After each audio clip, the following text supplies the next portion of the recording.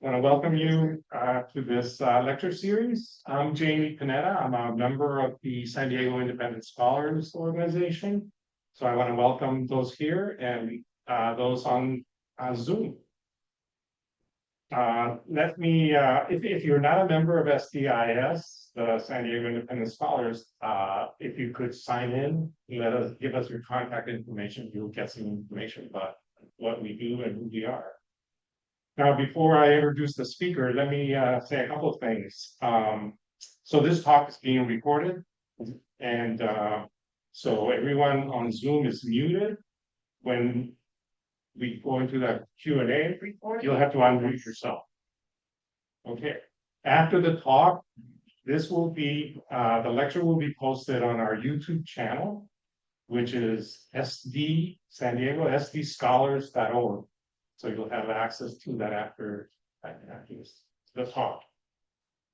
And then the last thing is, and keep this date in mind, the next lecture is October the 25th, and the speaker will be Dr. Chandra Spring Robinson. And she's going to be talking about trends in robotic surgery. So that sounds like an interesting subject. So mark that date, come back October the 25th. Okay. All right. So we are fortunate today to have Dr. Howard Feldman as our speaker. And these are inaugural speaker. This is the first of a monthly series. Let me just say a few words about Dr. Feldman. He is professor of neurosciences at the University of California, San Diego, and director, as you can see up there, director of the Alzheimer's Disease Cooperative Study. Dr. Feldman received his MD degree from McGill University in Quebec, Canada. And he has contributed to discoveries and clinical research studies in aging, mild cognitive impairment, Alzheimer's disease, and frontotemporal dementia. More specifically, his research focuses on the epidemiology, the natural history, and experimental therapeutics of Alzheimer's disease and dementia. So his talk today, you can see it up there, treatment and prevention of Alzheimer's disease. Okay, Dr. Feldman, welcome.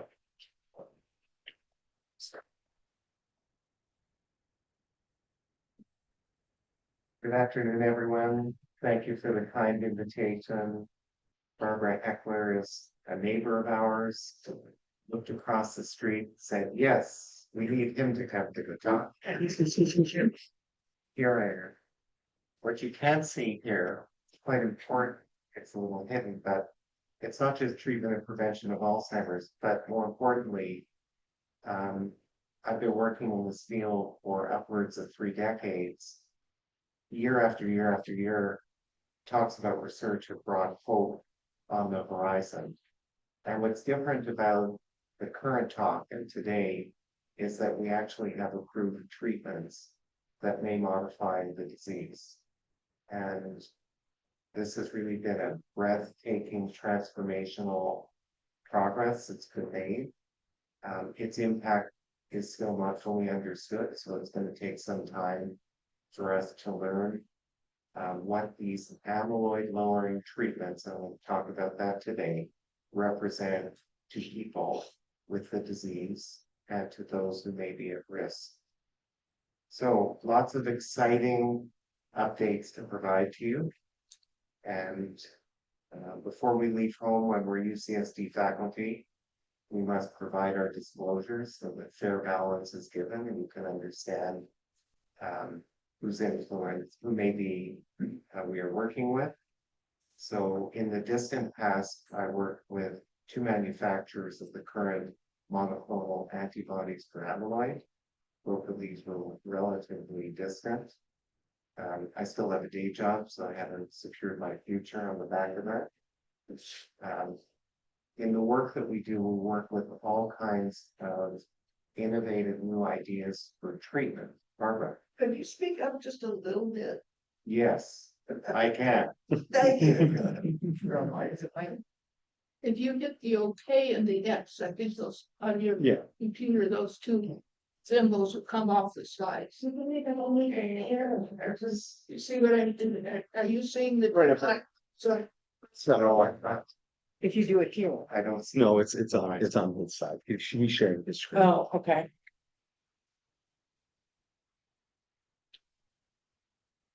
Yeah, it's the airplanes. Talk louder than the airplane. For a long walk. Yes, I'll try to pause. Speaker earphones. So I was just saying that I've worked with the manufacturers in the very early days before these were actually treatments. In the more recent past, as in the last year, you can see that we work with very small companies that have new ideas. We work with academic investigators who make known to me that they've got programs that they're interested in. We receive as much funding as we can usefully use. We have formerly had a lot of funding from the NIH. I would say that it's a bit of jeopardy these days. It's been a bit hard to understand what's happening over there. And we've been very grateful through the Epstein family to receive a large philanthropic donation. Mr. Epstein came in one day and said, "What can you do to accelerate therapeutics? I need you to come up with a treatment." And he trusted us enough to give us a large donation. So for this afternoon, slide is not advancing, it's advancing.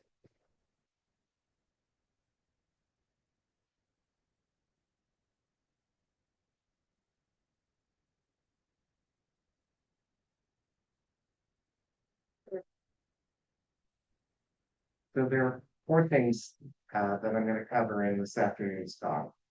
One is that part of the key to success in treatment has come through understanding the biology of Alzheimer's disease. So we've been very anchored on the biology and pathology of the disease. We spent many years characterizing the biology and neuropathology, and we created a set of tools and instruments with which to define the biology in living people. That has been absolutely transformational. Through genetics, we've had a hypothesis of this disease that turns on a protein in the brain that aggregates called amyloid. And we've learned an awful lot about amyloid in the current treatments, lower amyloid in the brain, recognizing that the target is that it builds up, that it induces inflammation in the brain, and that it best be lowered where we have effective treatments to lower it. We always look to the future, and I thought for this afternoon you might be interested to know which programs of interest are on my horizon as we look downstream for the next 4 to 6 months. And I'd like to share with you just a snapshot of what I think you should be watching for in the next few months. And most importantly, and I used to work at a broadcaster in Vancouver where I worked for many years, who ran a program called House Calls, and he would tell his audience, just listen because what you hear today may actually save your life. And in this regard, we're going to close with brain health and what you can do to promote your own brain health with things that are within your own control every day. And so we should all be 95 and pole vaulting, and these are our changes. Okay. So just to allow you to understand the Alzheimer's Disease Cooperative, so I lead a group of about 70 colleagues. We work on new treatments for Alzheimer's disease-related dementias. We were established in 1991. We've been continually at it since 1991. We've acquired a level of trust and respect in the field for the good work that we do on clinical trials. The map that you see is the map of the sites across the country that we work with. We develop and coordinate the clinical trials. So we germinate ideas, we develop them, and then we implement them. We will run trials that range between 30, 40 people and 500 people or larger. We will work with up to 40 or 50 sites across the country. It's a formidable undertaking. There are a lot of intricacies in delivering these trials. We are under the oversight generally of the Food and Drug Administration.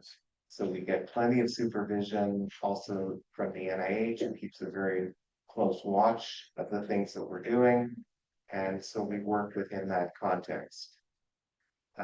Since I've been with the ADCS, which is since 2016, so almost 10 years, we've put particular focus on the early phases of clinical trials. So I will receive calls from colleagues that have a candidate that they want to bring from the lab to the clinic. And we evaluate a lot of different compounds to decide on those that we're actually going to bring to clinical trials. When we're doing a 40 or 50 site clinical trial, we may be working with a budget of $25 to $30 million. So there's a lot at stake in these trials. They need to be well run. And I'm very privileged to have a very expert group that I work with. We've got experts in almost all part of clinical trials that I have the privilege of working together.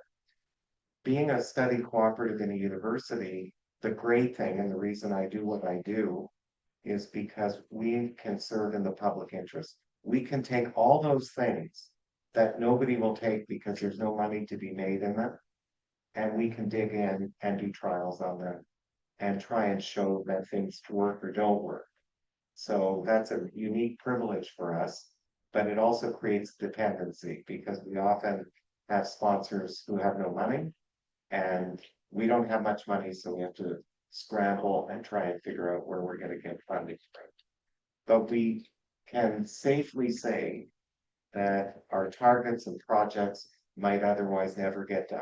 So it's quite fun to be working on things that otherwise would not get done, and we take a lot of pride in that. For example, repurposed medicines, taking a medicine, for example, from HIV, and some research lab has done some work on it and says, this looks really good in Alzheimer's models. And they bring it along and say, maybe we should repurpose this medicine for Alzheimer's disease. And we evaluate, would this actually be a good candidate to work? We came up with the acronym of powder for pennies. So try to find things that would be affordable, that people could actually pay for, that wouldn't cause hardship and could be widespread in their use. It's a lofty but quite important goal. We go from that end to the end of working on gene therapies. We've taken an interest in a family from Jalisco, Mexico that has membership into Southern California. There's a single family, a single founder. And if you can imagine, there's a family that has upwards of 1,500 members, and that means that there may be 800 or 1,000 people in that single family, all of whom develop Alzheimer's disease. So it's a genetically inherited form. It's highly penetrant, so if you carry the gene that's faulty, you're going to get the disease. And the thing about that particular thing, as we dug in and started studying it, is that it's a very early age of onset. People will experience symptoms in their early 40s. And the giveaway is that they're in wheelchairs. And because their tracks to their motor system get affected with this mutation. And so there are very unique things about it. And just imagine for a moment that we could find a gene therapy. We could edit the gene, replace it, put it back in, and potentially have a curative intervention. And we have colleagues at UCSD that we're funding through the Epstein collaboration that are working on just this question, trying to find candidates for gene therapy. So that, we're now not talking anyway. So we're working on that and very enthusiastic about it. And then we're also working on lifestyle and brain health interventions. And I'll explain why as we go along. So this is Auguste D. Auguste D was a 51-year-old woman, came under the care of Dr. Alzheimer in Germany. She had a rapidly worsening memory. She got lost inside her home and couldn't find her way readily. She had impaired comprehension. She couldn't understand conversation very well. She was admitted to hospital. She appeared to be very perplexed when she was in the hospital. She was confused. She was disoriented. When patients with Alzheimer's disease get admitted to hospital, they often get confused, they get disoriented. We understand that's now called delirium. It's an acute. So if you think about Alzheimer's as a chronic brain failure, delirium is like an acute brain failure. You're predisposed to acute brain failure when you have chronic brain failure. And so the whole thing accelerates. And so we've also understood that the best place for people with Alzheimer's is not in the hospital. So try and avoid that, not a good place to be. She had behavioral symptoms that were important. She was concerned that her husband was unfaithful. She also thought she was about to be murdered. She would sometimes yell loudly. Yet, remarkably enough, her gait, her walking, and her motor function was completely normal. And then she died 4.5 years later. And what a remarkable circumstance that was. And what differentiated Dr. Alzheimer from all the other physicians of his time was that once she died, he stayed with it. He had a brain donation. Her brain looked something like the one that's called SDAT, senile dementia with Alzheimer's disease. And what you can see if you look at the top brain, which is a normal brain, and the brain underneath, what would you describe as what looks different? There's less of it. There's less of it, the one. Yeah, there's less of it. And the fissures are very deep. Yeah. They're quite wide. And really what happens is the brain tissue has been lost. It's shrunk and fluid has filled the spaces.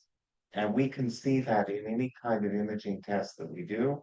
So you don't need the brain to be in your hand to look at it nowadays. You can see it with an MRI. You can see it with a CAT scan. But he wasn't finished yet. He also wrote it up. But then he looked down the microscope. He cut the brain into very thin slices. He looked at the brain and he said, oh dear, there are these things here that look like thumb smudge prints. He said, I'm not sure what these are, but they don't look normal. We now know that those are called amyloid plaques. And we now know that those smudgy things are full of amyloid that in a chemical conformational change aggregates into crystalline beta pleated sheet structures and attracts a lot of immune attention. So once those start to form in the brain, the immune system says, oh dear, there is something foreign going on. We better activate, we better try and do something about this. So he described the plaques. He also described what are called tangles. And imagine for a moment, my pointer's very well seen. Oh, here. Is that better? Yeah. Okay. No, so, okay. In any event, if you look at this, imagine that a nerve cell should be shaped like a pyramid. And imagine you're looking at this, what's wrong with it? It looks like the cytoskeleton, the support structure is collapsed on itself. And that's actually what's happened. It's lost its supporting structure. And this is called a tangle. And tangles are when tau protein, which normally creates nice scaffolds and structure and foundational stability, collapses in and of itself. So he described senile plaques. He described these things that we now know to be neuritic tangles. With David Munoz back a few years ago, we published a paper, and this is a more refined view of that. How cool is that? Right. So you can see with microscopy, we could get ever better. And nowadays we have this thing called cryo-EM, where you can scoop out a very microscopically thin layer of brain tissue, put it on a plate, and describe the biochemical structure to an extraordinary degree. And the reason that's really important is we've discovered that tau tangles look different in all the different conditions. They look different in Alzheimer's. They look different in CTE, the chronic traumatic encephalopathy. They look different in the frontotemporal dementias. So with these remarkable technologies, we begin to better understand that all things are not the same. And what that does is it sets the stage for being able to do more precise interventions because you better understand the target. So let's now imagine Dr. Alzheimer described these plaques. Fast forward to the things that we've learned about it over almost 100 years, leading to a successful treatment to remove the amyloid from the brain. So imagine now that we've come to understand that amyloid has a parent protein. So the thing called APP molecule is about 700 or so amino acids, which are the constituent elements of a protein. The protein sits on both sides of the cell membrane, and you see there are some scissors. Now, this long parent protein can be cut in different ways. There's a harmless way it can be cut, and there's a pathological way that it can be cut. And if you have the scissors that cleave out this yellow piece, you end up with a toxic moiety. This is now about 40 amino acids. When this piece, or 42, when this piece gets loose, it's so sticky that it begins to fold in onto itself. And it is the constituent protein piece of the plaques, right? So that whole parent protein serves. So a lot of time has been spent saying, oh, maybe we should try and stop these scissors from working. Or maybe we should get the scissors to cut in different places. Because interestingly enough, if you cut in the blue elsewhere, the brain says, fine, we can take care of this, no problem. It's when the yellow piece forms. So how cool is that from where Dr. Alzheimer started to actually understanding what this thing is made of and what the metabolism is, what the process is. Now, that's not the end of it. So it starts with this little one called the monomeric species of A beta. And when you read about A beta, that's what we're talking about. That just the yellow piece, not the whole parent protein. That little one is very sticky, and it begins to form into dimers and oligomers, and then that forms into plaques. Oh, I'm hearing myself, I wonder. And then it forms into insult. Now, one of the things that happens is that it moves from being soluble to insoluble. And what that means is soluble means it's just floating around. Now, there's been much debate over where does the symptom come from? Where does this become symptomatic? Many have argued that it's oligomers. And the big problem with oligomers is that they're so sticky, they can't be measured.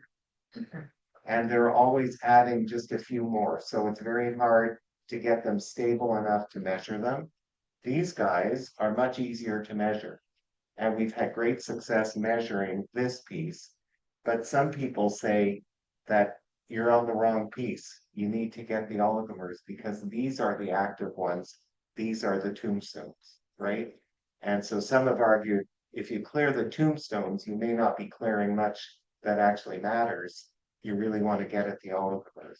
And then on top of it, someone perpetrated a fraud that attracted a lot of attention in the New York Times because he said, I've got it. This oligomer thing is called star 54. I don't remember exactly what the number was. We've localized it. We've isolated it. They declared victory. There's a lot of scientific progress. And then it had to be retracted because no one could reproduce it. Now, the net effect was that everybody loves a good conspiracy. And they said, you see, the whole amyloid hypothesis is a conspiracy.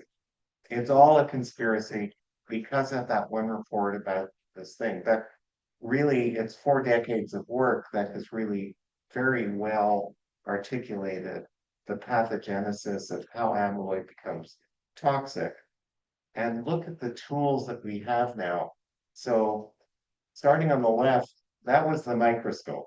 That was initially what they saw.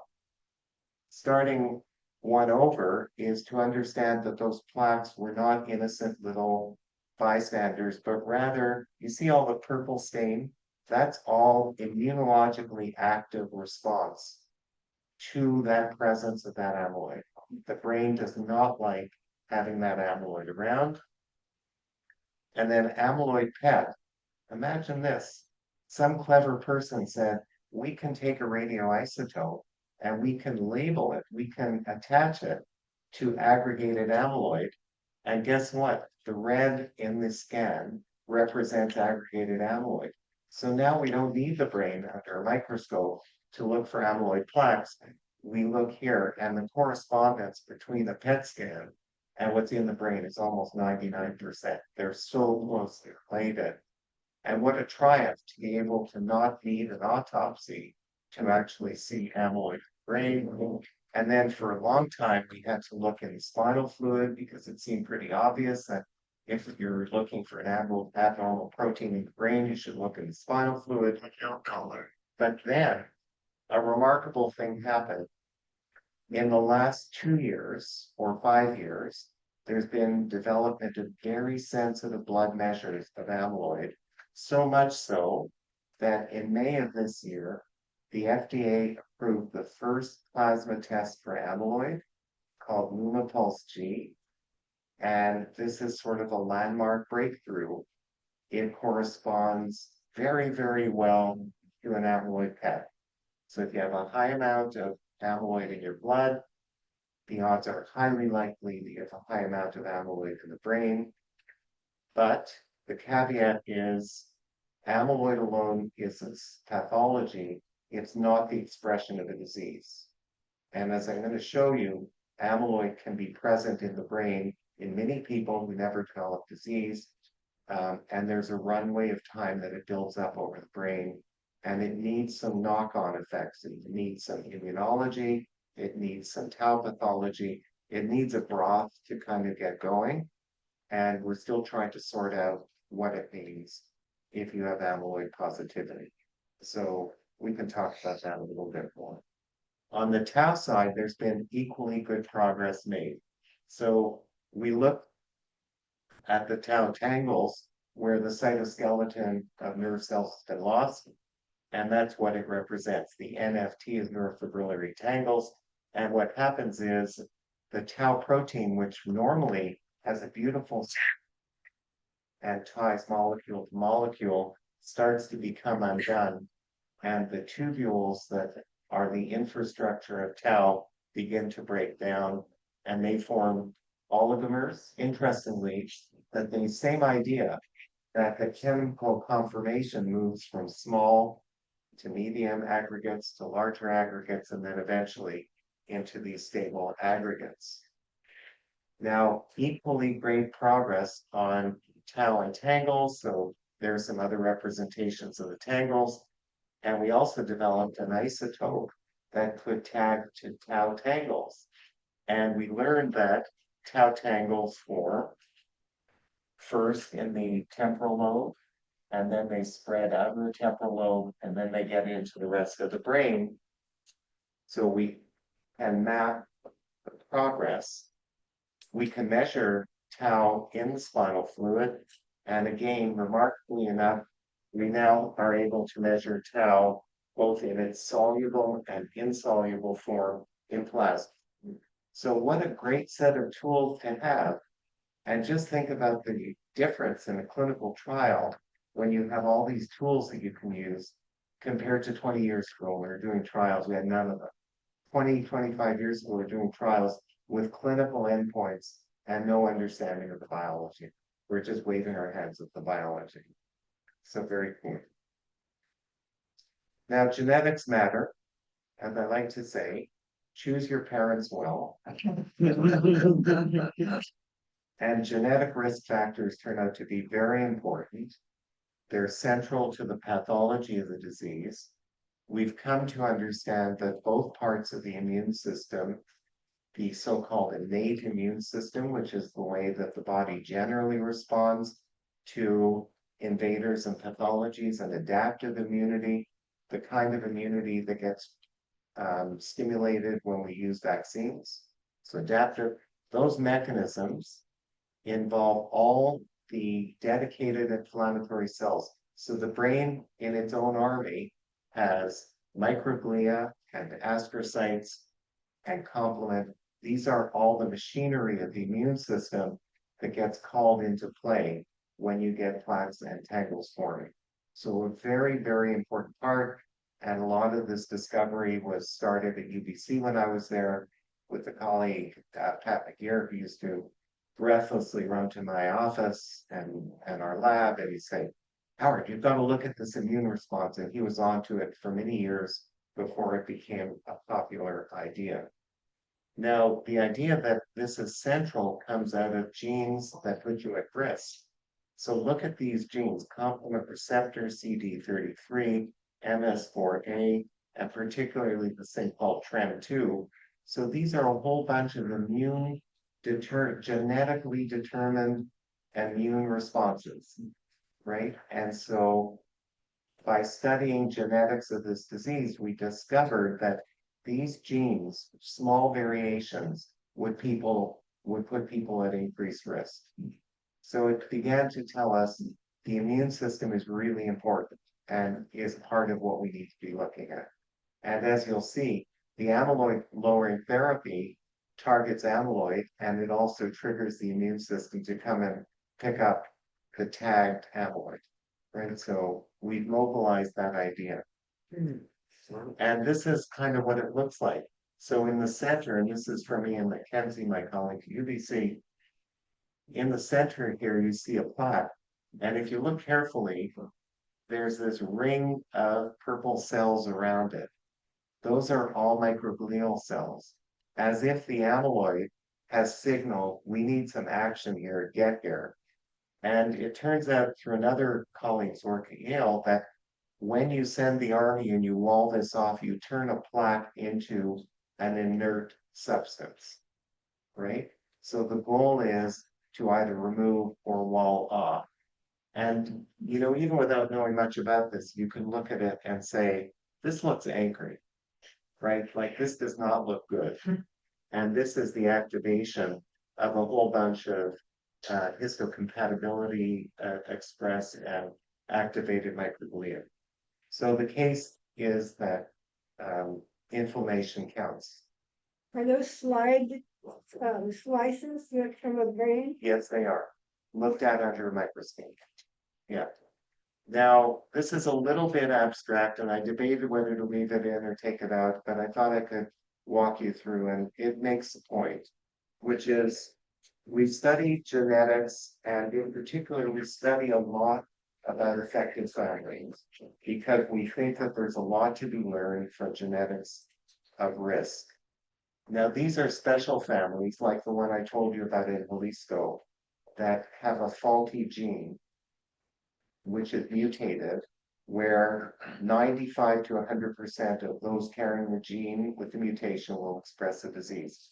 And what we've learned is that if you go back to the average age of onset in these families and call that time zero, right? So in a family, you get all these members that have been affected, call that time zero. Look at this. 5 years, -5 years, -10, -15, -20, -25, almost -30 years. And you see each of these curves? This is tau, different forms of tau.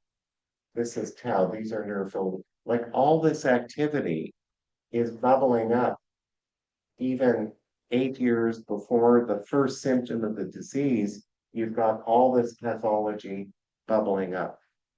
Now, what that tells us is that there's a unique window of opportunity, right? So that's in a genetic form of disease, but the same thing holds in sporadic disease. It's highly likely that the pathology of this disease is building up for a few decades before. And the reason that's so important to us and where prevention comes in is that we have a window of maybe 20 or 25 years to intervene. But then an intervention could be something like lifestyle interventions where you try and work at risk factors for sporadic disease. For genetic disease, very hard.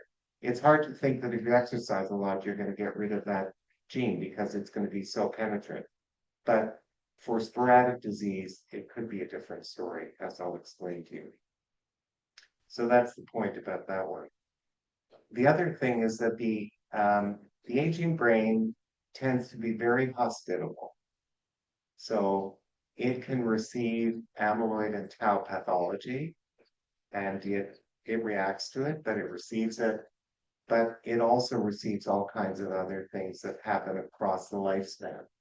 And so in addition to, so this is important, amyloid can occur without Alzheimer's disease, right? You need amyloid for Alzheimer's disease, but it's not sufficient by itself. You need other things as well.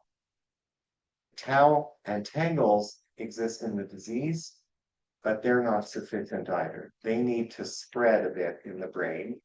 And one of the things we've learned about these proteins is that they have a unique ability to fold on themselves, and it's called template misfolding. You get a molecule of tau, it spreads by itself, and it can spread through the brain. We refer to this thing in biology called prions, and Stanley Prusiner won the Nobel Prize for prions, and he described an infectious spread of prions. We now know that some of these proteins will spread in the same kind of way in the brain. This is the hallmark of Parkinson's disease. It's called the Lewy body. It's full of a protein called synuclein. These occur not uncommonly in people with Parkinson's who develop dementia, but equally people with Alzheimer's can develop some Lewy bodies. And this other pathology called TDP43, which builds up in the brain and can express itself, is another pathology that occurs in the aging brain. So all of this can occur in the aging brain. It also explains why it's sometimes our treatments that we're using that are very specific for one protein don't help everything because the brain may have other pathologies. There were a set of, and just to build on that idea, there were a set of studies that you may remember if you've got a really good memory. They received a lot of attention back between 1997 and 2010. They were called the nun studies. And what a great population of people to study. Nuns who, unlike the rest of us, live relatively clean lives without complicating alcohol and other things, would donate their brain. They would have annual assessments. They donate their brains to science. And what came out of it at the end were some unique understandings of stroke and small stroke and the risk of Alzheimer's disease. And it went something like this. If you had some plaques and tangles, then you got a small or incidental stroke in the brain, that you would get dementia with less of each, as if the two were synergistic, they would act together. And then they quantified it even more.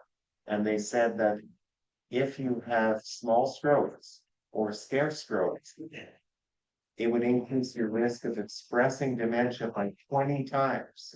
Wow. If you had some plaques and tangles in the brain, right? Wow. And as I'm going to show you, there is a direct treatment influence of this, meaning that blood pressure really matters. Preventing stroke really matters. And at a public health level, maybe the most important thing we can do is control blood pressure. And I'm going to show you some evidence at the end for that. Okay, so we've capitalized on all of this, and I've personally been involved in trying to advance the definition, you incorporating the biology into how we define the disease. So we can now describe looking at living people and apply all this knowledge to how we diagnose people. So in the top panel, we characterize this as amyloid positive. So if you have a PET scan or a blood test or spinal fluid that indicates a pathological level of amyloid, then we call that A positive. And I need you to listen carefully. I need your help with the next few slides. So this is A positive. This is T positive. These are tau PET positives with aggregated tau, and you measure it either in spinal fluid or by PET scan. And then the third in the ATN framework is neurodegeneration, which is what Dr. Alzheimer showed us. And you easily saw that in a brain tissue when I held up the brain. You say, oh yes. Could you see the same thing there? Okay, so now you have the whole ATN framework. Now I have a test for you. Okay, so what do you think of this one? What about the A? That's an A positive, right? Because it's a very warm colored orange and there's a lot of it. What about T? So you have T and T. You have a T positive. And what about an N? You have that. So this is an A positive, T positive, N positive case of Alzheimer's disease. And we would imagine that this is a fairly moderately severe stage of the disease. Okay. Now I'm going to show you another one. How about this one? A. Yeah. It's close. How about T? T looks pretty clean to me. T negative. How about N? This one's gonna. Slices of the same grain? Is that what, 3 slices of the Yes, same they are. grain? Oh, Yes. So this one is going to turn out to be. So you still need me because I still have to help a bit. I would say. So this is A positive, but not a strongly A positive. T negative. There's really no uptake of tracer here to speak of. And then you have to look at thousands of MRIs to kind of say, yeah, for 67, this looks about normal, right? So this could be an average 67. So this is A plus, T minus, N minus. The risk here is that this person might go on to develop it to express Alzheimer's if they become T positive and if they develop N. So here's the problem with testing people today for blood-based biomarkers is what to do with this. So you're 67, you're A plus, everything else is negative. So you want to know, what is my lifetime risk? And your 10-year risk would be 20%. Okay, so telling everyone they've got Alzheimer's disease to me is very troubling because 80% of people that would be told that would be walking around saying, oh my God, I've got Alzheimer's disease, and yet they're never going to develop symptoms in their lifetime. In the middle, the T negative, but the middle section, it shows to me. It That's shows, it. no, the middle, yeah, Oh, right here. there in the middle there. Yeah, That Let looks me- like increase. right. Except just to be reminded that it's the warm colors. So it's the orange, right? So you're seeing color, but you're not seeing a pathology. And the warm colors are the pathological. Yes. And the reason it goes this way is that the isotope tags to it. And then in normal circumstance, people clear it out within 15 or 20 minutes. But when there's a pathological amount, it tags, it settles, it doesn't get out. So here it is. So great tools that we get to work with. Wow. Okay, and then corresponding to this, we now understand, and you're in a position to understand that the pathology can be there in normal people, right? Or in people that are perceiving that maybe they're slipping a bit. In addition to those that have clear-cut impairment, dementia, mild, moderate, and severe. So this is the continuum. And the space of stage 1 and stage 2 is the space where we may eventually be able to intervene to prevent the expression of 345. Right, so that's the clinical statement. Oh, and when we talk about early stage Alzheimer's, we're talking about stage 3 and stage 4. Right? I'm sorry, say again. When we talk about Alzheimer's disease, I'm prepared to start talking about it at stage 3, 4, 5, 6. In stage 1 and stage 2, I resist talking about the disease.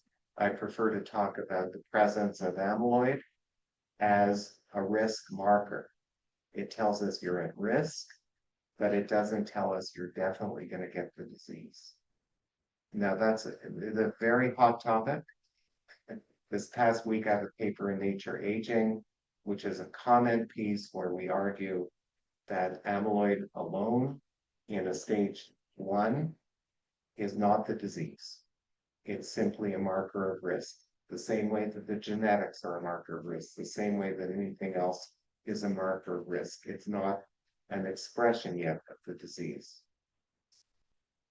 Okay, so really what matters is what can we do to turn all this knowledge into treatment? And this portion of the talk is called At Long Last, we get to modify disease by lowering amyloid in the brain. So all of this good basic neuroscience that we learned over so many years translates into treatment. Now, what does that actually mean?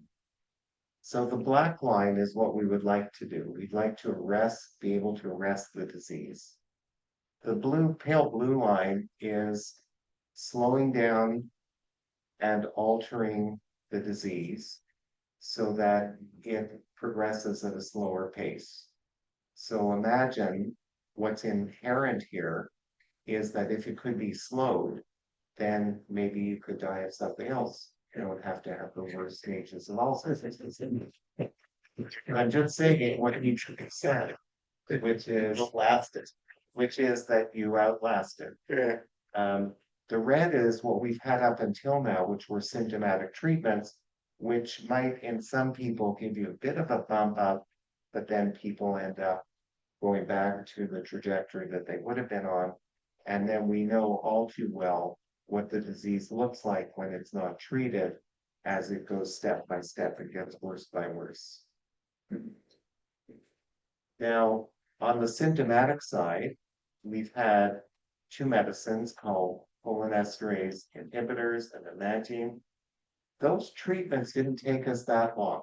Once we understood the brain needed more acetylcholine or the brain needed modulation of glutamate, we developed those within 10, 15, 20 years.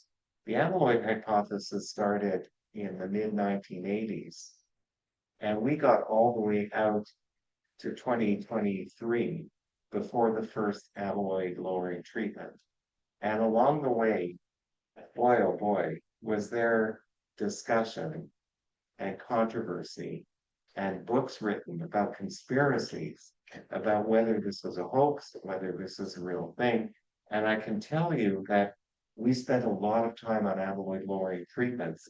I mean, you can see here, it almost took us 40 years to develop an amyloid lowering treatment. And I'm going to get to why that was, because there are some insights as to why it took so long. Now, the idea, and this is really a fascinating scientific story.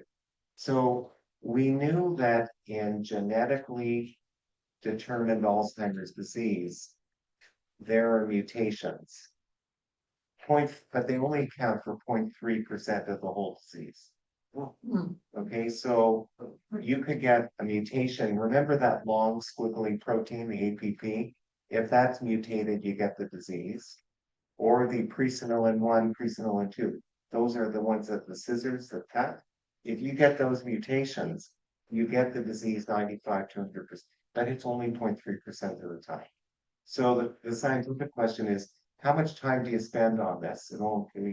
Someone said, well, it's only 3% of the whole population, why are we losing time on this? The other is there's a smoking gun here. If this causes disease 95 to 100% of the time, let's stay with it because there's got to be gold at the end of that trail. And then a few years later in Iceland, where they studied the whole genome of everybody in the country, they discovered some protective mutations. And guess what?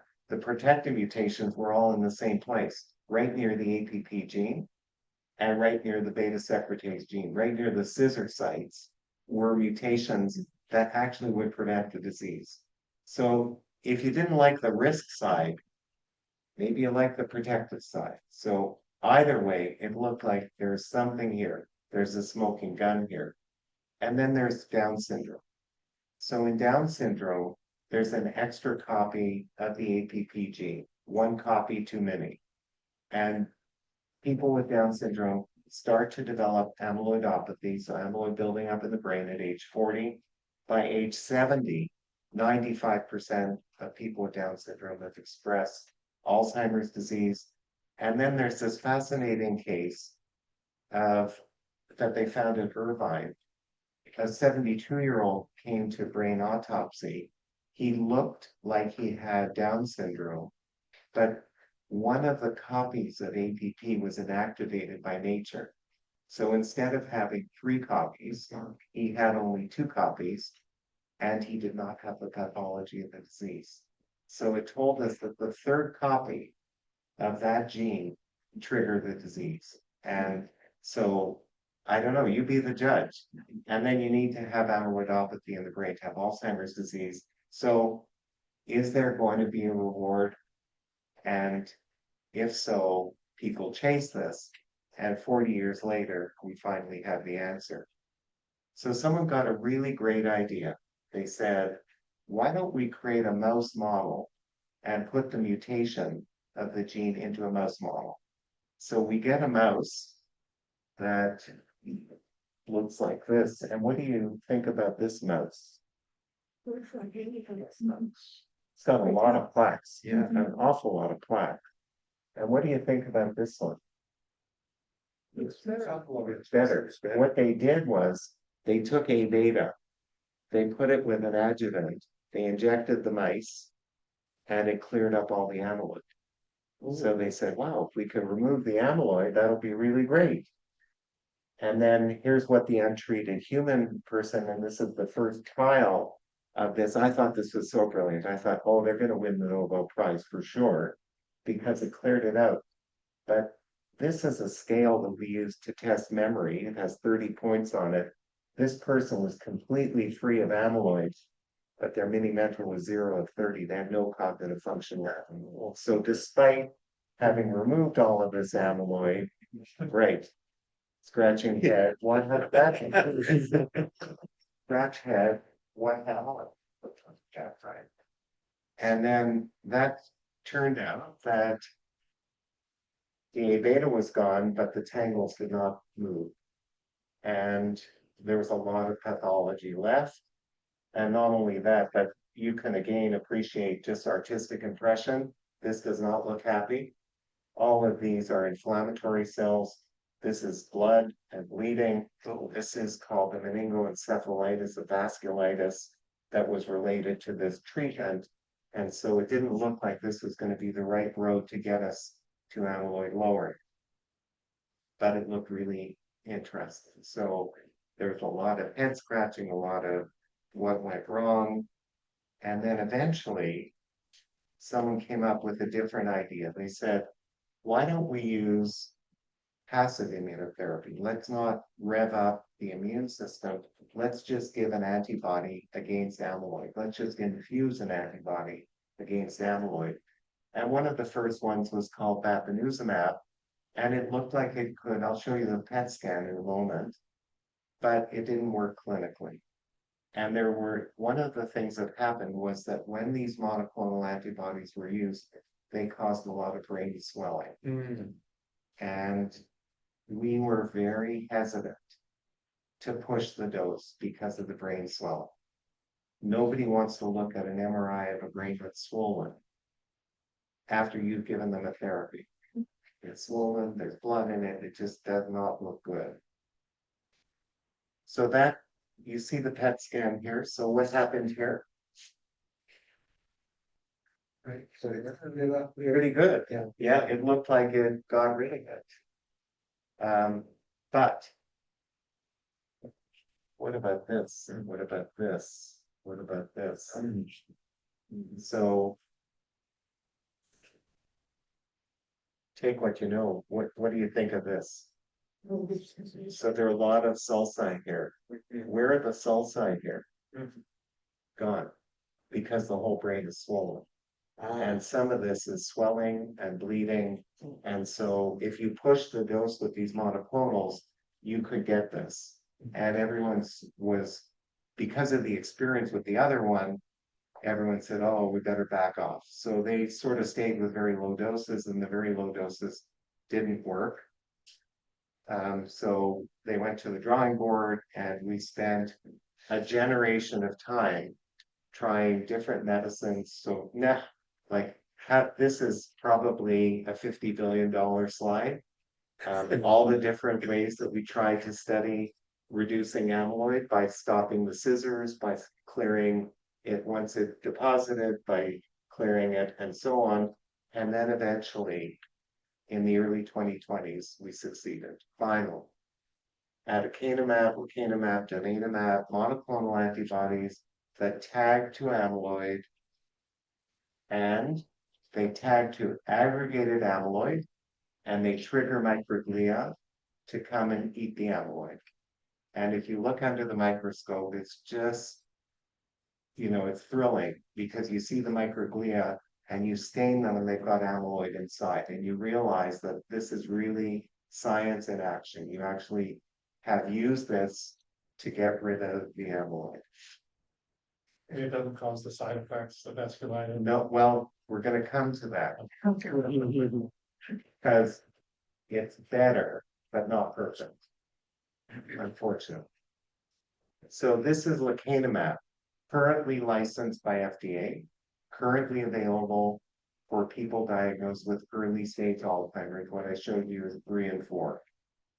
So you're now in perfect position to understand. This is the amyloid PET. That's placebo. That's lecanemab.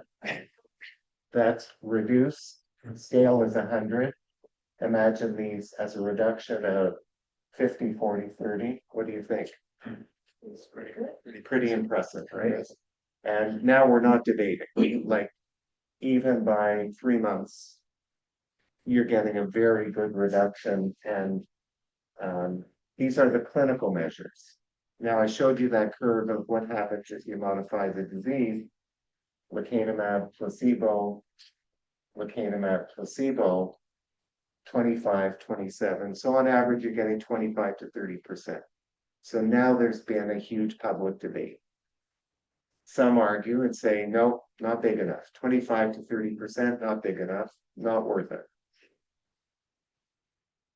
You have to be the judge, because eventually it now comes to people to make a decision about whether to be treated or not if they're diagnosed at the early stage of the disease. And this is the benefit use. Now, you can think about this. Another way of understanding it is, how much time do you save? Because that was the question. Could you actually save? And you would save, if you draw a straight line across here, you could save 6 months of disease for 18 months of treatment. So that's another way of thinking about it. So would you trade 6 months of better quality life in return for treatment and the risks of treatment? Now, this wasn't an accident, because donanemab was the next one in, and looks even more potent at reducing amyloid. It's up to 80 centiloids now. And we look at the clinical measures, once again, 22 to 29%. So we're getting remarkable consistency in the effect size across different monoclonal antibodies. Okay, so far so good. That's the positive side. The amyloid, in this one, they did a very clever thing. Once people cleared the amyloid, they stopped the treatment. They said, we don't need to treat any longer because the target's been removed. which I think is really a great idea, because otherwise you could end up on this treatment forever, so that was good. But then the question is, how do you know when the amyloid's starting to come back, and when do you need retreatment? So an open question. Okay, now I'm gonna stay away from the biomarkers here for a moment, but let's go to what are the risks. So you see on the top row is infusion reaction. So anytime you get a monoclonal antibody for any indication, you may be allergic to it. And that may run from a mild allergy to a severe allergy, like a shellfish allergy. So it can range in severity.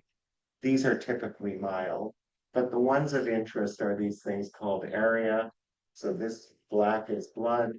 And what you see here, and what we had to learn, and we didn't know this, was ARIA with swelling, 12% with lecanemab, 24% with donanemab, hemorrhage 17 and 31%.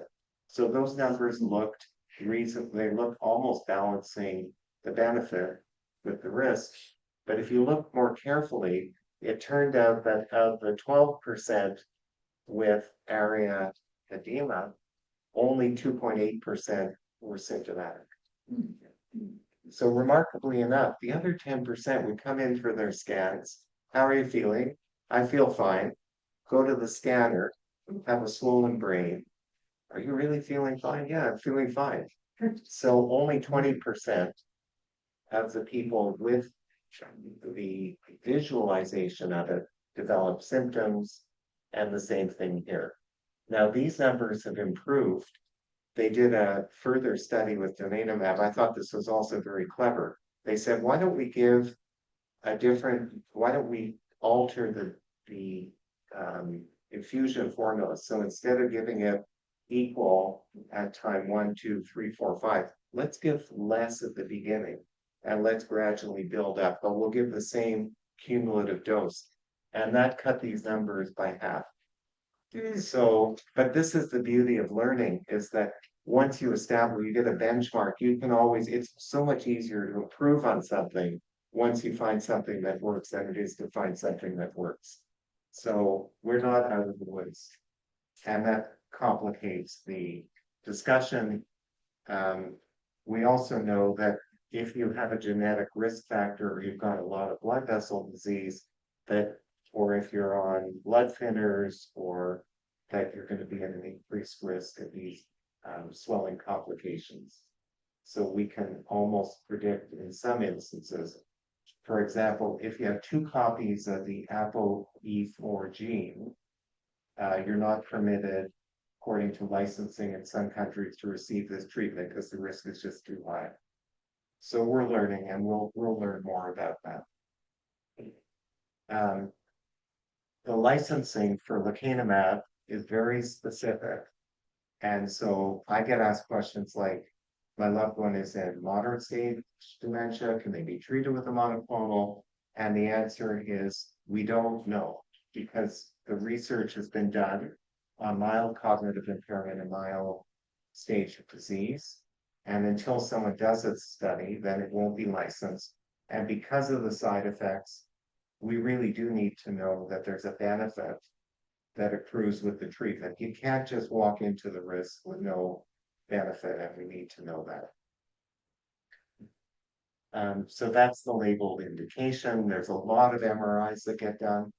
They just added another MRI, so there's something like 5 MRIs. So we almost have an MRI dedicated now to this form of treatment, as you might imagine. But it's now a new treatment. We look for these kinds of things because clinical trials are very, very specific exercises. We recruit people with very narrow inclusion, very broad exclusion. They're not at all generalizable. There's only so much we learn. I like this study was done from OneView with the first 230 patients that they treated with these monoclonals, and they reported out their numbers, and the numbers look pretty similar to what was seen in the trial, which was reassuring. 1% of those with ARIA had severe symptoms. I thought this was really interesting. and important, symptomatic area was 5.7% overall. But look at the difference between those that had dementia and those that were in an earlier stage. 27% compared to 1.8%. And the treatment works better also in earlier disease. So we, for a long time, have had the idea the earlier you treat, the better. But what we didn't realize is that the later you treat, the greater the risk there may be. So I think that's like that I hadn't actually seen that till I was preparing this talk. This is a newly published paper, but when I saw it, I said, "Well, that's a big finding," and that has not been very well advertised. And then 10% who took the treatment couldn't tolerate it. Programs to watch. Okay. Who's heard of the drug Ozempic? Who hasn't heard of the drug? So back about 4 or 5 years ago, I was contacted by Novo Nordisk to ask if I would like to be part of an oversight of these 2 trials that were going to be done of semaglutide, which is the generic name for Ozempic, in early stage symptomatic Alzheimer's disease. And it's very interesting to think back, because when I started with them, I didn't know Ozempic from anything. I don't think anyone in this room did. It just became a thing. Like, it exploded on the scene so that it became like Viagra, like everybody knows about Ozempic and everyone has been buying this. And Novo Nordisk, I think, is now worth more than the whole country of Denmark because of this product. So I signed on. I probably would have stayed away from this had I known what it was going to become. But having signed on, we agreed to help oversee the trials as an academic oversight for them of their trials. We helped in the design, we helped in the oversight, and those trials will be reading out. And what's interesting is that these are not amyloid or tau specific mechanisms as best we can understand. This is looking at metabolism. In fact, this drug barely gets in the brain. It just gets at the bottom of the brain in the hypothalamus. It doesn't actually get inside the brain. And so whatever it's going to do is going to relate to blood flow, metabolism, insulin. It's going to have a lot of metabolic effects. Obviously, people lose weight when they're on this medicine, and it gets used for diabetes, but it's been helpful for heart failure and renal failure, and who knows, maybe it will work here.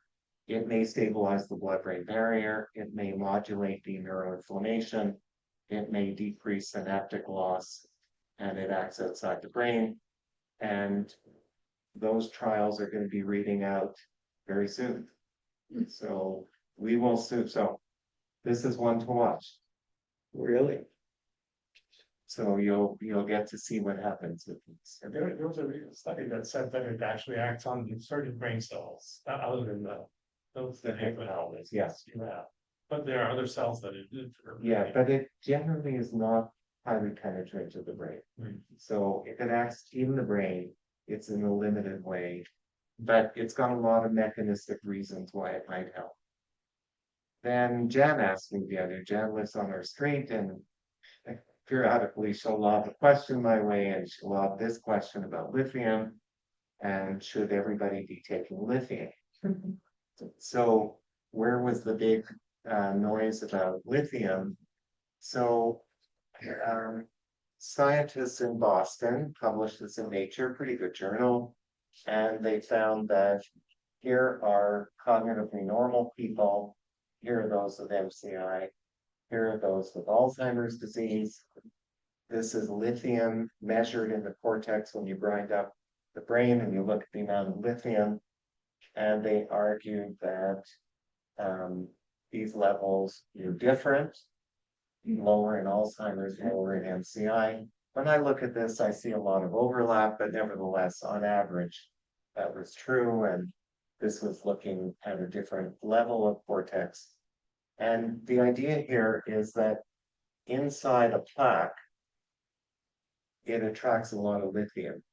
So these plaques actually turn out to be like the proverbial kitchen sink. So I've been at this long enough now. I've seen heavy metals, I've seen aluminum, I've seen everything described in these plaques. The current, now we're looking at lithium in the plaques, and this is non-plaque. So I do think it's true that lithium gets eaten up by plaques, and there's not the same amount. And so the idea is that it affects tau. And if you treat transgenic mice with Alzheimer model with this thing called lithium orotate, you can reverse some of the plaque growth and development. So that's all in experimental models. Lithium carbonate has been tried in people. Lithium carbonate will be used to treat manic depressive illness. It's a very difficult drug to use. It causes a lot of toxicity. You've got to, it's not a drug for older people. It would be hazardous. So Jen, when you asked me, I said, oh, lithium carbonate, never going to use lithium carbonate. And then I looked more closely and it's this thing called lithium orotate. Lithium orotate is available as a natural health food product. And it's in much lower amounts and you can get it in food. So I'm not sure about this. And all I can do is tell you, it's been a topic of interest. The trials that have been done with lithium carbonate have not been positive. So I don't know what the right dose is. I don't know how you deliver it and get it to the brain sufficiently. Lots of open questions, but because I was asked, I thought I would share that with you. Okay, the last few minutes to spend on brain health. And why are we interested in promoting brain health apart from the obvious reason? And this is kind of our mantra, the famous snake curve. This is from the Lancet Commission. They've been working on this for the period of the last 10 years. And they've developed this life trajectory and risk factors for dementia. And it starts in early life. It probably starts earlier. Choose your parents well, will still be very important. Less education, so low education is a real risk factor. So you have less cognitive reserve. In middle life, hearing loss, I was surprised by this. Hearing loss, 7% of the attributable risk of dementia if you have hearing loss. High cholesterol, 7%, depression, traumatic brain injury, inactivity, diabetes, smoking, high blood pressure, obesity, alcohol. And some new ones that we learned through COVID and other things, social isolation. Good that you're here. Not so good if you're online. Good that you're here. Engaging socially. Air pollution, visual loss. But the important rallying cry here is 45% of the population attributable risk comes through these risk factors. Okay, so this is outside of genetics. These are things that are within your lifestyle reach. And obviously, there's a big imperative to try and work on things. You know that 20-year window I was talking about? There's a lot of stuff here that we can all be working on every day. I see another of my neighbors, Scott. I run into Scott and Jane at the gym, and taking to heart the idea that there are some risk factors you can do something about. Now, does it really matter? So this is called Sprint Mind. And the researchers asked a very simple question. Who gets their blood pressure checked when they go to their doctor? Okay. So imagine, and you get a number. And sometimes it's high and they tell you, oh yes, it's because you're here in the office and so on and so on. They asked a very simple question. They said, what if we compare people with a systolic blood pressure and we make the target 140 compared to less than 120? Okay, so we're going to treat one group to 140. We're going to treat the other group to 120. We're going to look at how many cases of dementia, how many cases of mild cognitive impairment. We're going to do it at 102 sites. We're going to do it in 10,000 people. And by the way, this was a VA study, so that's why the women are reduced in number. But this was an enormous undertaking. people were 68 when they started into the study. And then they were followed for an average, I think, about 3.5 years. And these were the numbers. Cases of dementia, lower. If you had a systolic of 120 compared to 140. Mild cognitive impairment, 353 compared to 287. And a composite of both 469 compared to 402, with hazard ratios that look quite interesting. So it looked like we should all be treated to a blood pressure of 120. Now here's my question. How many of you have gone to your doctor recently who said, we've got to change the target of your blood pressure. We're now aiming for 120. Has anyone heard that? You heard that. Okay, good. You have a good primary care doctor. For the rest, we're just trying to adjust to this, because people need to believe it. And that's another thing, is how do we get research to practice? How do we translate research so that it means something to people? Plus, there's side effects. There's side effects, yes. Yes, I thought the side effects would be dramatically different, but they were different, but not dramatically different. But that point is very appropriate. I don't want you charging into your primary care and saying, I need more treatment of my blood pressure. Next thing you know, you're fainting because your blood pressure. You feel miserable, you're fatigued. It's like your life is completely off. It's not worth it. But yeah, all things in balance. Okay, so this was the finger study. This study looked at 1,200 people with interventions of diet, exercise, cognitive training, vascular risk factor, management, ages 60 to 77, and placebo is in blue. Active for these interventions are in red. Red consistently does better over a period of 2 years. So, and these effect sizes, for those that are knowledgeable on statistics, were Cohen D of 0.2. So a mild to moderate effect size difference. We were very pleased to publish this paper earlier this year called the EXERT study, a multi-center trial in sedentary adults. So can you imagine this? We found 300 people that acknowledged that they were sedentary. And sedentary meant that they were just not getting off the couch more than once or twice in a week for less than 20 minutes. Sedentary. And we took them from sedentary to 30 to 40 minutes going to the Y 4 times a week. Right? And people were motivated to do that. And the motivation was fascinating. One day we went up to Irvine to do an NPR interview about this study. And we had the model participant, and they asked the model participant, why are you doing this? And he pointed over at his wife and said, oh, my wife found the postcard in the mail and said, we have to do this study, and I've been on it ever since. And he came from a military background, so once he got in the study, he was not stopping, right? Like I am. And we had tremendous adherence. We had all the way through COVID for the same, we had people with 81 and 87% adherence. Imagine going 4 times a week for 40 minutes, and the choices and the study tested stretching, balance, and range of motion against aerobic exercise. So just, what do you think people like more? What do you think? We did a survey at the end of the study. Which treatment arm did they prefer?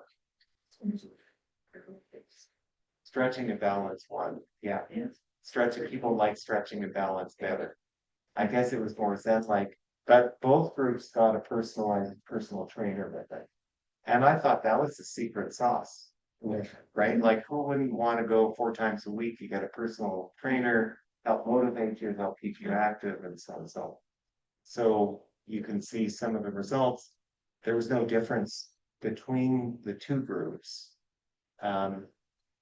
The decline in hippocampal volume, or volume that we measured, looked the same in both groups. It was small, and it didn't matter what the intensity was. And we had the impression that supervised support was helpful. Now, we went on, and so one of the beauties of this was it was delivered at the Y. So I thought that was very forward-looking, that by delivering it at the Y, you could get in people's lifestyle flow. Just kind of use it within the existing structure. And no, that's all I said. I want to just mention that one of the results here was that neither group declined as much as they might otherwise have declined. So it looked like both group benefited.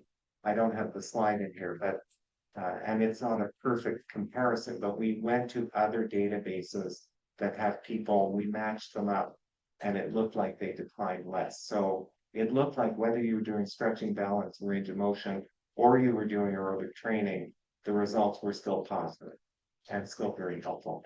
That's the take. The stretching, is that yoga or is it like Pilates or what was it? Probably more Pilates like Tai Chi. Okay. The dependent variable was some kind of brain function. Say that again. Brain function was the outcome. That was one of the outcomes. We looked at everything. We looked at blood-based tests. We looked at imaging. We looked at everything you can imagine. And we looked at clinical outcomes, including cognition. And both groups were, you couldn't tell them apart. But if you compared them to a group of people that didn't have the intervention, they looked better. Better.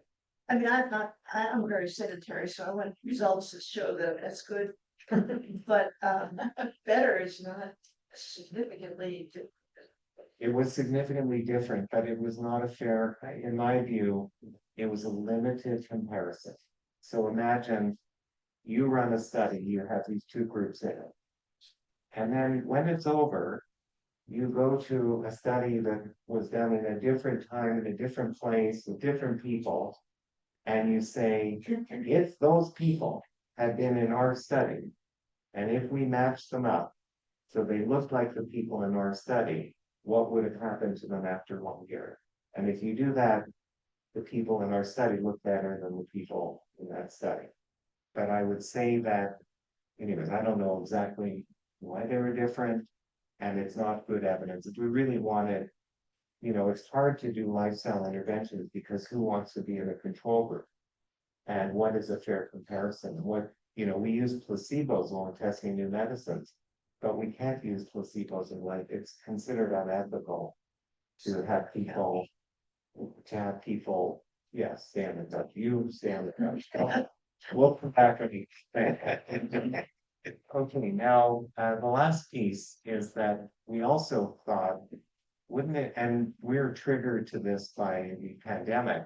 We said, what if we create an online health intervention that people could actually do in the comfort of their own home? Not have to go to the Y, we'll leave it in your hands. And we developed this thing called Healthy Actions and Lifestyle to Avoid Dementia, called AD. You see the website, and we had our colleagues commit different modules. So it's an online self-directed course. You may know some of the people on this.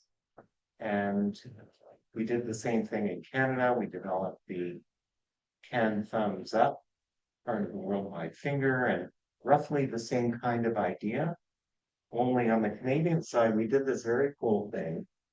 People would, after doing some surveys, get a risk gauge. So this one's on vascular health.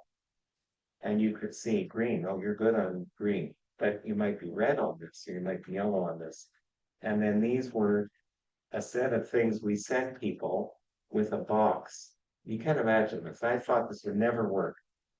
We sent them a box of wearables, a phone, a wristwatch, something they would wear, a headband they would put on at night for sleeping, and they would have to charge them all up and get all these devices working. And these were people between 60 and 80, right? And how do you think that went? Well, really. My prediction was it was going to be terrible. And actually they got a box. Someone from Toronto would get on and show them how to use these things. They get off, they'd send it back in 2 weeks, we'd send it to the next person, and so on. We had like 90% adherence. Yeah. Like who'd have thought? And we got great information. They're Canadians, too. But speaking of Canada, here was the great thing about this study was, you know, for Canada, it's a terrible geography because you have to reach people everywhere. And there aren't cities everywhere, but there's land everywhere, including, now these are not one-to-one. These little thing, you know, that thing up there in the Yukon, that's not one person. That was a whole cluster of people in a community that participated. So we had quite good, we recruited 350 people in only 6 months. And normally to do 350 people takes us about 4 years in one of our typical studies. And 90%. And 90% adherence. So this was a triumph, and you can see the ages, you can see the regions, and we were quite proud of the fact that we got 21% rural, right? Because, you know, there's a sense in Canada that you've got to be able to reach people that don't live in big centers and suburban, and now we still didn't get around the diversity needs. We still did not have a, you know, we have a lot of well-educated white people, but we don't have enough of other groups. We're still working on that. That's a continued work in progress. But anyways, we're very pleased with how that went. And here were the results that we improved dementia literacy. So people felt like they were more knowledgeable. And particularly important was they had improved self-efficacy. So they felt like it's in my control to deal with some of these risk factors, and I feel empowered to do something about them. And I thought that was a very rewarding outcome. And we had some preliminary evidence that we could actually adjust some of those, we could reduce the risk on some of those risk factors. So we're just going to write those things up. And here's the big picture. So imagine for a moment that with these interventions, we could delay by, so our base case is the tallest slope. 0.5 is half a year, 1 year, 2 years, 5 years. Imagine if through some of these interventions, we could delay by a half year, 1 year, 2 years, 5 years. Look at the way the slope disappears or it gets reduced. By the time you're at a 5-year delay, you could cut the prevalence of the disease by 50%. So that's breathtakingly large if you could achieve it. But even something modest like 1 year or 6 months could cut it by 5 or 10%. So that doesn't help us on an individual level, but it helps us at a societal level for public health. Very important. All right, so that's it. Let me just give you a few take-home points. So we've started the era of disease-modifying treatments with amyloid-lowering therapies. It's a bit complicated. There's a risk-benefit for each person, but there's definitely some benefit to be had. There's some risk attached to it. We have a foundation, and what I've observed since 2023 is that there's been an accelerating effect that was unforeseen. Maybe some in the audience would say, of course there was an accelerating effect. Having a treatment to make better is a lot easier than working with something that you're trying to develop in the first instance. Of course you can make it better, but we're really seeing that. And we're in an era where we're beginning to think about how to combine treatments so that we can get better. We can move 25, 30 to 40 to 50. Lifestyle factors could be a very important strategy and intervention. And working on these online programs, and we're starting to do some implementation studies, trying to think about how do we roll these out to make a difference. And then I'm just going to leave this up for a moment with gratitude for our funders, for the team of people that does all the work that I was able to very succinctly deliver to you, and some of the various partners that we have in the work that we do. Thank you.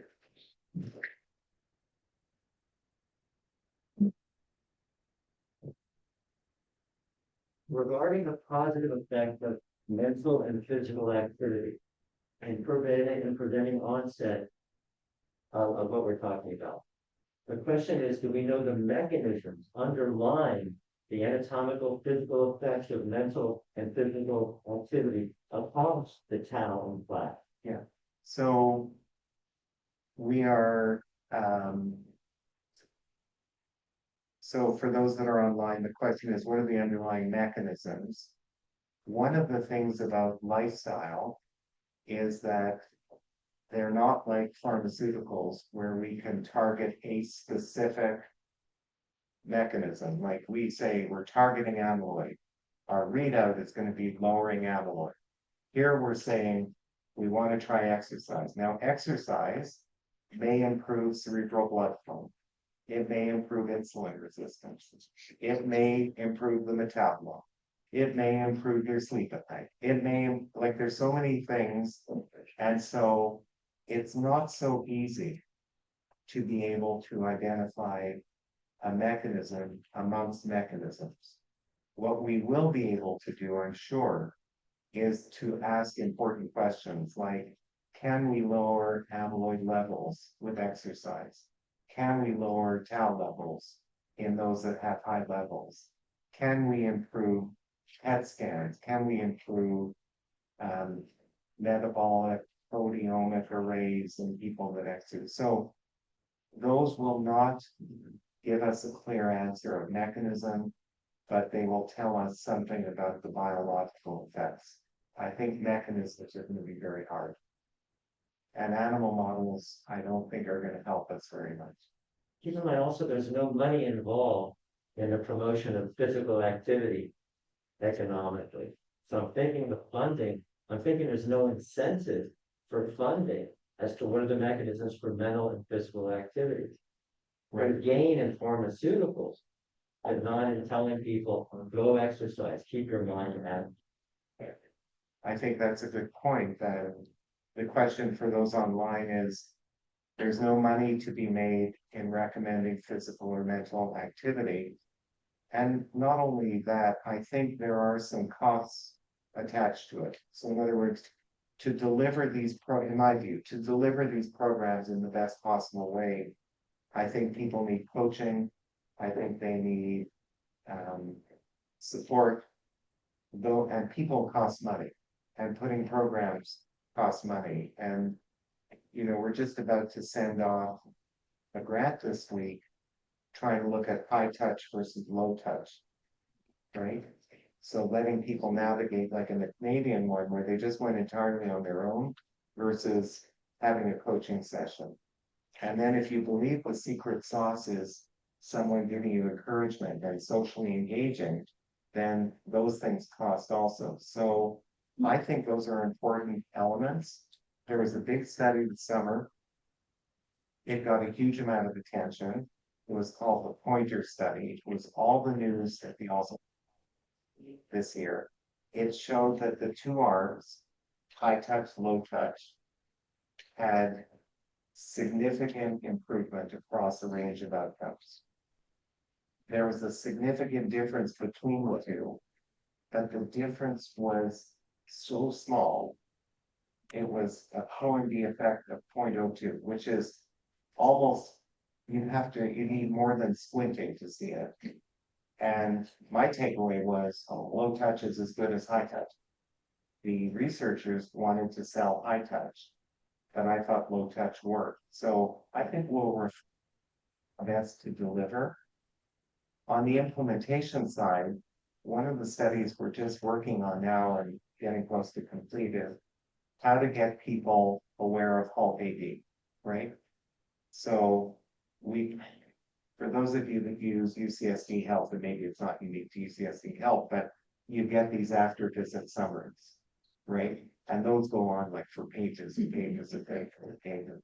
And so we looked at inserting a note in the after visit summary. If you're interested in your brain health, contact us. We're going to put you on Halt AD. We looked at the return of that one versus someone talking to the person about it. So we have to learn how to reach people and how to get this into awareness so that people can act on it. Is sleep apnea or other vascular problems, how much are they, well, sleep apnea or is a risk factor for various types of dementia? Yeah, so we are learning a lot about sleep. Sleep's a little bit controversial at the moment, but there was a wave of enthusiasm 2 to 3 years ago because the group at Washington University did some very elegant studies where they looked at sleep and they determined that we clear amyloid and tau debris during sleep. Who would have thought? It's like sleep is the restorative washing machine. Mhm. It clears out a lot of the bad proteins at night. And if you don't sleep, you don't clear them out so well. The flip side is when you're awake and you have cognitive demands, you produce a lot more amyloid and tau. So the idea is sleep is restorative. It potentially clears the toxic proteins. So that's a story unto itself. Sleep apnea not only disrupts sleep, but also adds another factor, which is it's not good for blood flow. It's not good for cerebral blood flow. And so it adds yet another dimension. And so we like to treat it because we know on its own it can cause cognitive impairment, but it will certainly be an additive risk factor. Our goal with sleep apnea is to try and get it treated so that it gets off the problem list. But I It just, understand it's not that simple. Is its effect on amyloid or is its effect just in the oxygen? I don't know, brain? people need to study that. What the group did at WashU that was so heroic to learn about the washing machine thing. And it makes sense eventually because we have this thing called interstitial space called G lymphatics, Yes. which is a space in the brain that we can hide all kinds of stuff and we can just build it up. And actually sleep clears the G lymphatic space. But in order to measure what your amyloid is doing in sleep, you almost have to put a catheter in the spine and sleep with a catheter in the spine.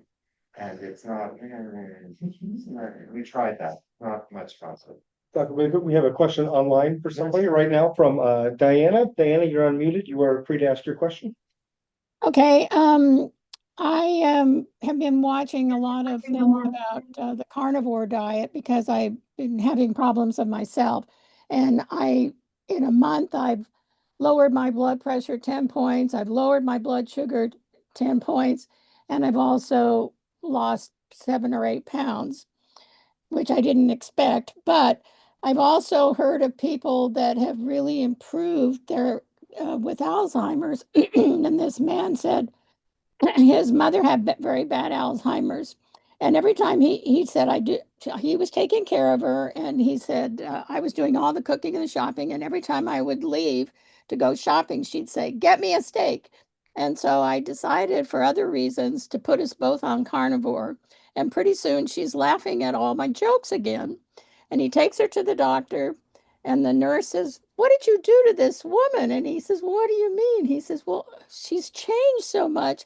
The doctor came in and he was really surprised at how the changes. And the last I heard, they were going to take her to have an MRI or something to check her brain to see what changes had been made since she'd been on the carnivore diet. And it seems to me that that's one of the things that people can change pretty easily, but it's doing all the things that you say that we need to do to avoid getting this horrible disease. So I wonder if you're doing any stuff at UCSD in your Alzheimer's to see if people are helped with a carnivore diet. The first part of your comment, I'm certain is correct, which is that the metabolic effects of changing your diet are important. And that's not the same as saying that it will be an effective treatment for Alzheimer's. And, in the world that I live in, anecdotes are not data. We live on data, not anecdotes. We appreciate that anecdotes may inform research questions. I know that there's been a lot of attention paid on diet. Diet is a very difficult area to work on because think about your own diet. It's hard to maintain a diet. It's hard to stay with it. I often, in my own diet, feel like my brain is fighting with itself over things that it wants to eat and things that it shouldn't eat. And so, I think diet and isolating diet is difficult. I think if I were to look at the aggregate of data, the Mediterranean diet has seemingly had the best reduced incident risks of Alzheimer's disease with it. And it's the one that the DASH or the Mediterranean diet will be the ones that have the most data. Other diets may work, I don't know, but we'll be studying. Okay, We're gonna do two more questions. As we're over, we're gonna take one more from Zoom and then we'll go to you. If you don't mind, we'll finish off with your question. Sharon, you're on, if you're free to ask your question. Yeah, thank you for the time. I posted something in there about, I just gotten an email about fatty acid deficits in women. And that's maybe some of the indicators as why women have it more often, Alzheimer's. And that they're talking about increasing it with nutritional supplementation with fatty acids and so forth. Do you think this is fact or fiction? Thanks for the question. I don't know. We, there's a whole wave of interest currently around the question of why women have more Alzheimer's than men, which is unambiguously clear.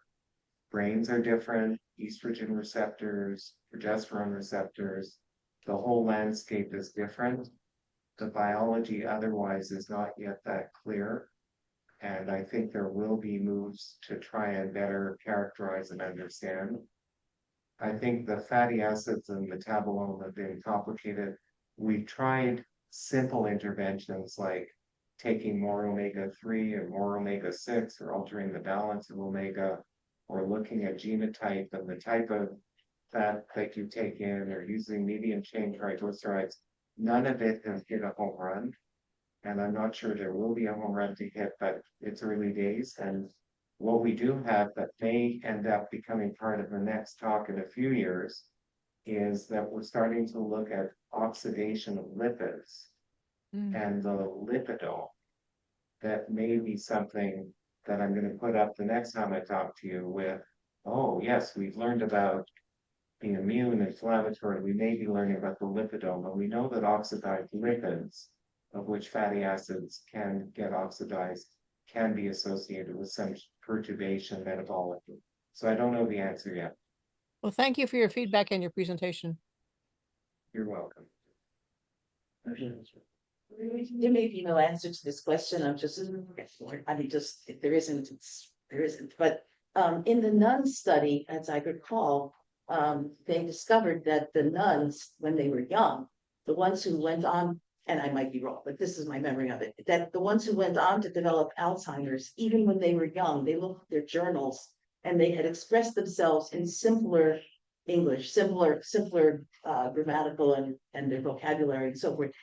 Has there ever been any other thing parallel to that where they discovered that people who ended up having dementia were already different? I mean, you showed, so the thing you showed there was that they might be having a buildup of the problem, but the symptoms didn't show up until much later. Has there been anything that showed that there was some kind of difference in their behavior or their mentation at a much earlier age than when they were clinically diagnosed? Yeah. So first, to reinforce that you are correct, your recall of that study is pretty good. They looked at two things. They looked at idea density and they looked at grammatical complexity. So they looked at what the nuns were writing. They looked back and they said, yes, this one's going to get a problem, this one isn't. So the footprint was there. I have no doubt that as we learn more about the biomarkers, and we begin, we have long scholarly debates about cognitively asymptomatic, whose biomarkers are normal. And I have colleagues that challenge me and say, they're not normal. It's just that we're not identifying subtle things that are wrong. And they may be right, they may be wrong, I don't know. But I too was impressed by that nun study of grammatical complexity and idea density. it makes a lot of sense, and it ties into another construct, which may be relevant, which is this thing called cognitive reserve, which is, why is it that education is such a big risk factor, and what is it about cognitive reserve that's, you'd think the two are related, that if you don't use your mind, that you don't have a reserve to fall back on to buffer you when you have plaques and tangles and other things building up. And so I think that's related. I think that education and brain health and this whole idea of cognitive activity helps maintain a healthy brain environment. And in part, exercise, and that they're all part of the same thing. Giving your brain a healthy environment. Oh, they cooperated so nicely. They're gonna tell us it's time to stop things. But anyways, that's. But there's no other study that has ever shown anything like that. I mean, there's so many studies every day, it's hard to keep up with everything, but the one that I'm very familiar with, the one you're talking about, that what I would say about it, thanks for the second prompt on it, is that people are now, there's a new generation of investigations that decode speech. So people are using AI to do that. They're looking at AI and they're like mushrooms. They're companies. Every month I get called back to a company that does speech analysis and says, oh yes, if you have mild cognitive impairment, we can tell if you're in trouble or not. Give us a sample of your speech, right? And so I think that there will be some new research that informs us about these same ideas. I'm wondering, where are you going now? Where are you going through next for research? So we're losing everyone. But the answer to this is that we're working on the brain health. We want to learn how to reach more people, how to implement our findings. We want to make a difference in people's lives. For new treatments, we want to take things that are very interesting and must be looked at. So we've got 2 or 3 programs of never before treated that we're working on. And then in our spare time, what else we're working on analyzing data from all kinds of studies that we've conducted to try and better refine this or that. Thank you, expert.